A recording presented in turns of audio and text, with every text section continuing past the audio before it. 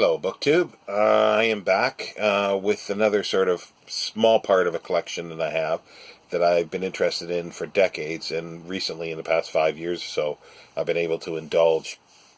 I've expanded it probably too much at this point because I don't know where to sort of end it because there's so much that can be done. But we'll get to that in a moment. It began with my interest in roads, all aspects of roads, how they were built, where they were built, why they were built, and more recently, sort of how legislation is done. Now, when I say recently, up into the 1800s, and I sort of end my interest sort of in the 20s sometime. And anything after that, it peters out to almost nil interest for some reason. And I love books that talk about the stories and in the of the road and every aspect of it. There's a series by Charles G. Harper that has done that itself, and he's done a whole series of them, and these are beautiful. This edition in the red cloth, obviously they fade fairly easily on the spine. I've got about 4 of them, and this one, the Manchester to Glasgow Road, this way to Gretna Green, and it's illustrated by the author and from Old Time Prints and Pictures by Cecil Palmer. Is there a date on this? 1907 was originally, and this is second and revised edition, 1924. And as usual, it's got frontispiece, a nice frontispiece. Nice frontispiece, and it's upside down. And the title page, and it's illustrated throughout, as it says, with various illustrations, some better than others. And it just literally talks about the road. Things that happen on this road, Manchester to Glasgow, and and the little stops in between, and they're just fascinating to read. These little stories talking about highwaymen, accidents, murders, everything that happened along the road. And here's another one that does the exact same thing for the Brighton Road. It's a bit thicker, and in some ways the illustrations might be a little better in this one for some reason. I do like those sort of etchings, and they're just fantastic. And they're fantastic reading. I do want to get the whole series. A few of these I got that have the front free end papers ripped out, which is a bit of a shame. And then we go on to other books here, and I've got a number of books about roads, but here's like the story of the road, literally that. It's a nice edition by J.W. Gregory. It's from the beginning down to AD 1931, so it's right in my area. It's 1931 it was published. This actually goes further afield than I should back up a little bit. My interest, I've tried to keep the interest of this to mainland UK, or mainland England, Britain, including Ireland, I suppose, yeah, but mostly England, roads around England. And it has a fabulous frontispiece and the title page, and it's illustrated throughout by photographs as well as drawings. See if I can find a couple here that are good, and maps.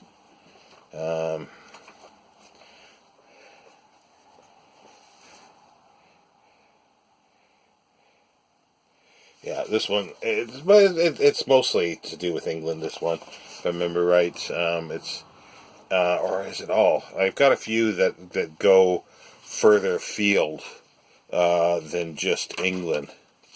This one, I think, maybe just combined to England. Yeah. No, it does. Yeah, it says like some prehistoric trade roads, the amber roads of Central Europe, lapis lazuli, and the royal road of Xerxes, and the silk trade roads to China. So it does go more farther afield, but that's still of interest. This one here, I think is similar. I'll get back to that other one in a moment. This one is the story of the roads, and yeah, it does go outside of England a little bit too, but mostly keeping to England, the early history roads under Tudors, under the Stuarts. And this is a complimentary copy from Messrs. B.T. Batsford Limited, one of my favorite publishers, or well, they're older publications. And it's with the note, "We think you may be interested to see the story of the roads. We are sending with it a copy of the new edition just out of Maskell's Inns," which is interesting because I've got Maskell's Inns. We'll get to that in a moment, but not from the same person. I think I know who owned this book because it has, well, I know who owned this one. It's A.E. Richardson. He was a architectural historian, mostly Georgian architectural historian. He lived not too far from here in Ampthill, and his library got sold. I didn't see this until very late in the game, and he had a lot of books on roads, and I think most of it was dispersed. So the story of roads, I think, was part of his collection as well. And he wrote a book on inns we'll get to in a moment. I have a copy of that from Batsford. But again, yeah, it's just two general history of roads. This one is the English local government. It's a series of books on local government. But this one is the story of the King's Highway by Sidney and Beatrice Webb, who some may be familiar with. They've written a lot of books, husband and wife, on leftist subjects, communism, and some of it looks very, very interesting. This is the only book I do have of theirs, and it goes through the legal aspects of how the highway system has developed in England. And again, it just goes up to when it was published, most likely in 1913. So it's right in my area. It's a bit rough, but it's fantastic. I haven't read it all because I've been reading bits and pieces of it, because there's a huge, there's appendices and stuff that with detailed information and graphs. So I sometimes just sort of look into it and read little bits and pieces.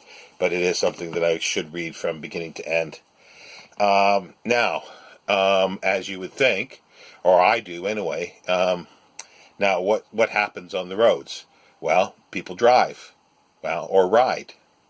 So I've got some books on coaches, which I've been very interested in. This you won't be able to see very well. It's a bit rough for wear, but it's a fantastic book on carriages and coaches. And I showed a picture of this on Instagram a while back, and Jason Harrigan was clever enough to see here. It says a presentation copy for a review, stamped, a blind stamp up on the, if I can just get that so the light hits it. Not sure if that's readable, but yeah, so it was a review copy. It's there, yeah, Carriages and Coaches, Their History, Their Evolution by Ralph Strauss, fully illustrated with reproductions from old prints, contemporary drawings, and photographs. London, published by Martin Secker, and number 5, Adelphi, in 1907. 1907. And it's fantastic. And I'm sure I've got there's a few pages that are loose, but yes, here's it was purchased from a bookshop, or with compliments. Yeah, well, not purchased. It's Yeah, received from Mr. F.W. Hancock, £4. Okay, yeah, so somebody did buy this from a bookshop in Bournemouth. But again, there's a few pages that have become loose. Actually, no, it doesn't fit. I think somebody's inserted this from a plate from another book because it doesn't actually fit. It's not the right page size. And you get that occasionally. But it's just fantastic. It goes through and it's got fantastic illustrations of carriages all the way through, the different kinds of carriages, the invention of carriages. And yeah, it's just fantastic. And going back to this road book, I forgot to show you the frontispiece, which is fantastic. And this is, yeah, as I said, it was the compliments from B.T. Batsford, but it's a Routledge book. And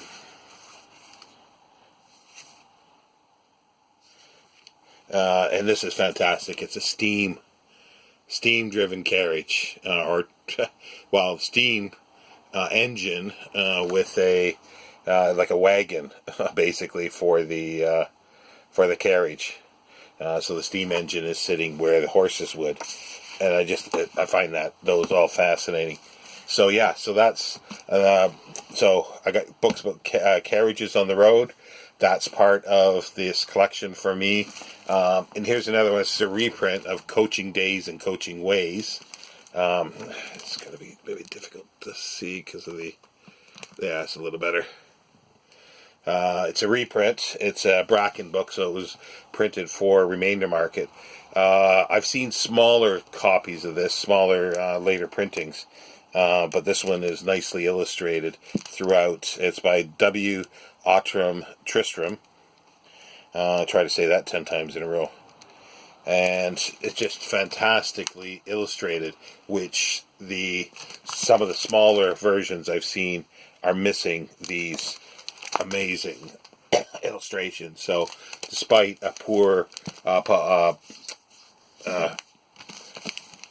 binding of it, I've decided to keep this one, and even if I get an older one, which unless it has all the original illustrations. Now, also along the roads, sort of with carriages, they're sort of petrol stations or gas stations of the day, as I call them, is inns. And this is the Country Inns. And this is companion volumes, Inns of Old London, which we've seen where I went use this for coffee houses and rabbit holes. And this talks about London inns, which they serve the same purpose. Carriages would end their day or stop over or change over for different places. And again, this here, Country Inns, is very much similar to the London one. It just tells the stories of what went on in these inns. Again, not super academic, but just fun, chatty stories. And this was referred to in that book, other book, saying that they were sending this a copy to, and I believe it was to A.E. Richardson, the architectural historian, and I've got his bats for the old inns of England. Without a dust jacket. That's all I can find at this point. And this is a reprint, the 3rd edition, revised. Originally done in the 20s, I believe. 1934. But I'd love to get the original one and other editions as well, but with jackets. And this one is the 3rd revised edition, or edition April 38. And it's got a lovely frontispiece. And again, it's just this one is a little, because he does go a little more into architectural aspects because of him being an architectural historian, but it still keeps in with the Batsford sort of general readership aspect of it, and it's just full of photos throughout, inns, and 2 other ones that are a little more topical. I had this book about Pickwick, and here's 2 Dickensian sort of books. Can't Can you read the title? That might work there. Dickens, Inns, and Taverns by B.W. Matz. And it just goes through the inns that are referenced in the stories. And it describes if they're real and talks about the history of them and how it's described in Dickens. So they're fantastic. It's a fantastic read. Give the title page. 1920, second edition, corrected and revised 23, originally in 1922. And this one is The Inns and Taverns of Pickwick. So it's sort of a companion, like I'm getting a little collection of books that are related to Pickwick, it seems, without even trying. Let's see if I can get the... Yeah, and they have this little little inset picture, which is lovely there. And this is, again, just goes through all the inns of Pickwick by B.W. Maltz, again, so they're companion volumes. That's Cecil Palmer, publisher. No date, but I assume it's the same period. And lovely illustrations throughout again. Just beautiful books. And again, yeah, it's the roads, what happens on the roads, what are on the roads, inns, the their uses, their stories of the inns, but also on roads you find bridges. So here we go. There's a Batsford book of Bridges of Britain by Eric Demer. It's a bit foxed, but this was owned by another architectural historian. You can see there. I'm not sure how well that can be seen, but it's by Christopher Fyson Stell. He was a architectural historian, mostly on nonconformist meeting houses, and this was he bought in March 3rd, 1956, and he put a date in everything, and kept meticulous records of. Sometimes there's a lot of his books have snippings from catalogs where he would get a catalog and he would say, "Oh, I got that book," so he'd cut out the little snipping and see the prices of the various years, and that's kind of interesting because there could be several in a book. But this one is Batsford, 1954. Lovely colored frontispiece. And it just goes through bridges. And it does give a little more technical details of how bridges were built in England, in Britain. And with other fabulous photography. And got a few other bridge books. Oh, this is a lovely one by Gordon Home. It's the Old London Bridge. It's fantastic. It's not as many pages as you'd expect because they're thick pages. It looks like a big tome, but it's like 350 pages long. And it just goes through the history of Old London Bridge. And it's just a fantastic story. He's some of you might be familiar with him as a writer. He's written like tons of stuff. Roman London, medieval London, London of our grandfathers, and so on, and just other topics. So there's another bridge book, and this is more, I think it's more of a general bridge one. The Book of Bridges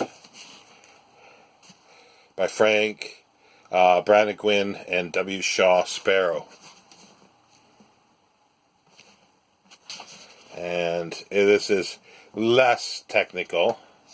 I think it's more for a younger audience, but not that younger. It's still quite detailed in many ways, but it's just fantastic illustrations throughout.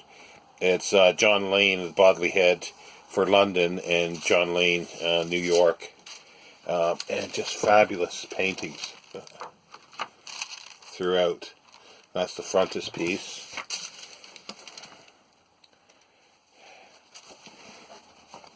And again, this is not in any way isolated to England, this one.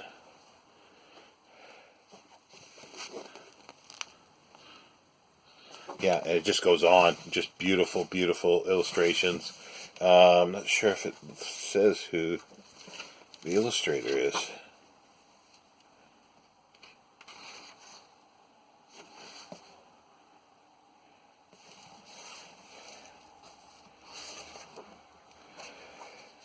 I don't think it says who the illustrator is. I don't remember it saying, to be honest.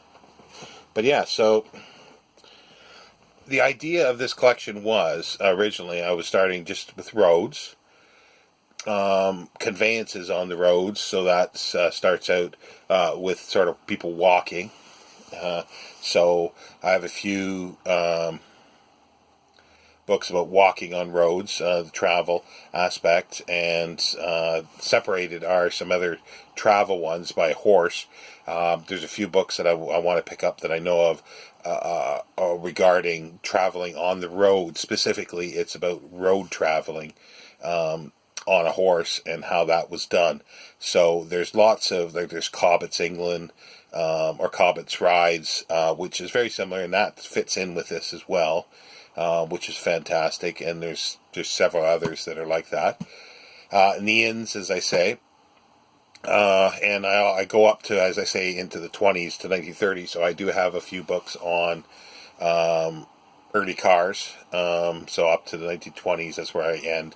The fascinating stuff is the changeover, the steam carriages, which are fantastic, and I've got a few books about those. And this grew into more sort of, I don't know what you call it. Like, I guess it's transportation throughout England, and that obviously went to railways. So I've got a number of books on early railways, and some on construction of railways. Stories of the railways, like the stories of the road. Canals, I expanded to canals. There's a series by David and Charles. I've got about 5 of them, I think, of 18. And they go through all the canals of England, and they tell their story, but again, in a more chatty and more general way. And then I expanded to sort of inland other vessels, not just canals, but on rivers, so riverboats. Then I expanded to coastal, so little ferries. So I've got a vast number here. Like, it's, you can't see it, but there's a bookcase in a bit with this, and it's like, it's not a huge number of books, but there might be 400, I guess, 300. Yeah, about 300 or so that are all this area, and it's a small, minuscule number that you could have for this collection, because like, I've got books that are fantastic. They'll list every ship that was on the Thames, every boat that was on the Thames, its tonnage, number of passengers it could carry, if that's the case, when it was commissioned, when it was decommissioned, or when it sank, who the captains were, and it's just chart after chart of this information, and other areas where, like on the Clyde, it'll list all the boats that were built and on the Clyde and sailed or steam on the Clyde, and with all this detailed information. And it's fantastic stuff, but it's one of these collecting things that I'm in a bit of a conundrum now, because how far do I go? Because I could have a library of thousands and thousands of books that encompasses this transport in the UK. Now, the core of it was the roads, and then, as I say, it expanded to the other areas. And Railways, well, if anybody is interested in railways and steam engine, because it'll be mostly steam that I'm dealing with here up to again post World War One. You could have thousands. There's thousands of books. There's everywhere from very good histories, detailed accounts of just certain engines, to just picture books. I've only got a few of the picture books because they're just so plentiful. And I've got a few that are actually quite good picture books. But again, it's where do you begin and where do you stop with a collection? And I haven't actually, because the opportunity came to buy the railway books, and I grabbed those, then for boats and the canals and the shipping. So I grabbed all those before sort of codify exactly what I want with regards to the collection. So now I'm at a point where I have to define exactly where I want to go with this. Do I want to have just a general view of sort of trains and the railways in Britain? Do I want to get very, very detailed with the construction and the construction of engines? And the same as with bridges. Do I want to get detailed engineering construction books for bridges? I have to look at the time here. I'm at 26, so I'm going to have to rush it here a bit before it cuts off. But yeah, and it's just, these are the things with the collecting that I have to define. And I'll be doing that over the next year or so and trying to either expand certain areas, because I want to have, like I say, the horse aspect. I want to have some books about motorcycles, early motorcycles, also walking trails throughout, and I've got a few of those things, and I want to add a few things like this to sort of have a comprehensive collection, but also smaller and defined, because it can go ballistic, because where do you stop, as I've said several times, and I've expanded it so far that I could just continue to buy books and add to this collection. So I really, really need to define where I want to go with it. I know where I want to go with the road aspect, but how much with the rest of it, the canals, the river travel, the coastal travel, and just everything else. I've even got a few things on early airships, early flight. See, all that kind of stuff fits all in with this. And if anybody has any thoughts, do you have that similar type of conundrums with your collection, trying to figure out where you limit it and where you want to go with it? Because when the opportunity comes to get some books that are peripheral to your collection, do you just disregard those, or do you get those and then try to fit those into your collection, redefine your collection, or, yeah, as I say, just totally disregard or get them and just don't go any further than that in those areas unless the opportunity presents itself? I'd love to hear that, because the collecting aspect is very dear to me. And Jason Harrigan had a couple of videos on collecting, and I think he was talking about prison literature, which was very interesting. And then you can get into, as he was saying, the history of prisons. And it's just, again, it's sprawling. You can just continually add on to a collection. And sometimes you want to, but you're limited by space and time. So what do you do, viewers, for those kind of questions?